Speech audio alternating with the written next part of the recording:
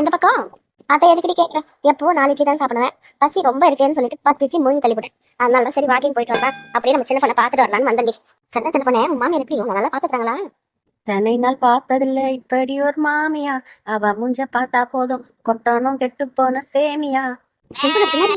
என்ன என்ன பின்னாடி? அவ முன்னாடியே போய் திட்டுவேன். அவ ஒரு நசுங்கின டால்டா டப்பா, அவனை திட்டுறது தப்பா? பல்லு இல்லாத டால்டா வாயில படிப்படியா மசாலாவை கொட்டி உரல வச்சு நங்கு நங்கு நங்கு நங்கு நங்கு நங்குன்னு இடிக்கணும். பாவண்டி அப்படியெல்லாம் சொல்லாதடி. பார்க்காதே பார்க்காதே, பாவம் தான் பார்க்காதே, அவ மூஞ்சத்தான் பேக்காம என் கையும் ஓயாதே. உனக்கு நேரம் சரியில்லை, அவ்வளவுதான்.